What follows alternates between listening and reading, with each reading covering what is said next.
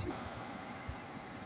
حضرت ابو موسیٰ اشعری رضی اللہ تعالیٰ عنہ روایت کرتے ہیں کہ آپ صلی اللہ علیہ وسلم نے فرمایا میری مثال اور جو اللہ نے مجھ کو دے کر بھیجا ہے اس کی مثال اس شخص جیسی ہے جو اپنی قوم کے پاس آیا اور آ کر کہا کہ میں نے ایک عظیم لشکر دیکھا ہے اور میں تمہیں واضح طور پر کھلا ڈرانے والا ہوں، اپنے بچاؤ کا نجات کا بندوبست کر دو۔ ایک گروہ نے اس کی بات کو مانا، رات کے اول حصے میں وہ نکل پڑے اور وہ چلے گئے اور بچ گئے، اور ایک گروہ نے اس کی بات کو نہیں مانا، وہ اپنی جگہ رکے رہے۔ صبح کو لشکر نے حملہ کیا، ان کو قتل کر دیا، ان کی جڑوں کو ختم کر دیا۔ آپ صلی اللہ علیہ وسلم نے فرمایا کہ یہ مثال میری ہے کہ جن لوگوں نے میری اتباع کی اور جو میں لے کر آیا اس کو مانا، اور یہ مثال میری ہے کہ جن لوگوں نے میری تکذیب کی، جو میں لے کر آیا اس کو نہ مانا۔ سرکار دو عالم صلی اللہ علیہ وسلم نے کامیابی اور ناکامی مثال دے کر سمجھایا۔ آپ صلی اللہ علیہ وسلم نے فرمایا کہ اللہ کی جانب سے میں جو علم دے کر بھیجا گیا ہوں، دین اسلام دے کر بھیجا گیا ہوں، تو میری مثال اس شخص کی طرح ہے کہ جو اگلے مناظر دیکھ کر آیا ہے۔ اب وہ اگلے جو لشکر ہے وہ دیکھ کر آیا، اسے تو یقین ہے کہ جو بھاگ جائے گا بچ جائے گا، جو نہیں بھاگے گا وہ بڑا لشکر ہے، اس کا مقابلہ نہیں ہو سکتا، مارا جائے گا۔ تو وہ پہلے آ کر اپنی قوم کو متنبع کرتا ہے کہ بہت بڑا لشکر ہے، بھاگ جاؤ۔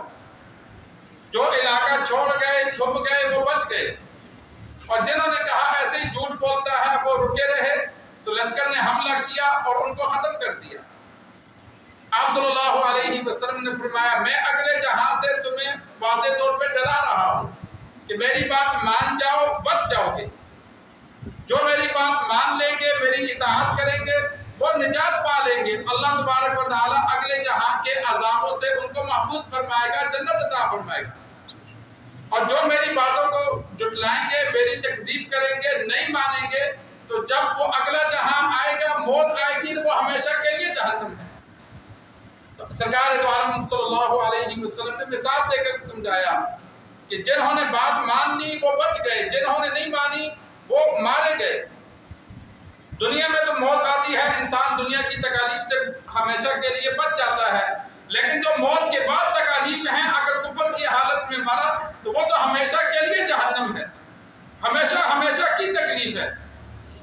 آپ صلی اللہ علیہ وسلم نے جہنم کو دیکھا تھا، جنت کو دیکھا تھا، اس لیے بچانے کی فکر بھی زیادہ تھی۔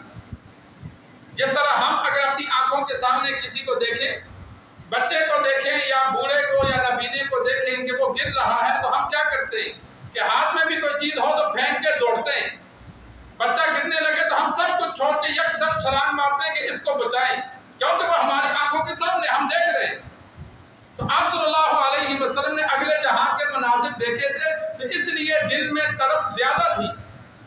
اور قرآن مجید میں متعدد جگہ آپ صلی اللہ علیہ وسلم کی جسمانی کمزوری کو اللہ نے بیان کیا کہ آپ اتنا غم رکھتے ہیں کہ دن بہ دن کمزور ہو کر موت کی طرف چلے جائیں گے۔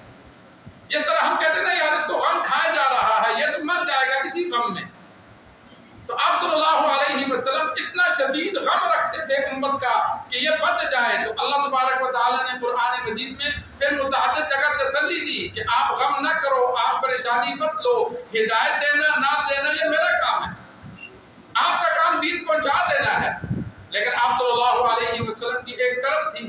آپ صلی اللہ علیہ وسلم نے ایک مرتبہ فرمایا کہ میری مثال اس بندے کی طرح ہے جو چراغ کے پاس بیٹھا ہوا ہے، پروانوں کو روک رہا ہے کہ اس کے اوپر مت گرو، گرو گے تو جل جاؤ گے۔ وہ روک رہا ہے لیکن پروانے بچ نہیں رہے، وہ اوپر گرے جا رہے ہیں، جلتے جا رہے۔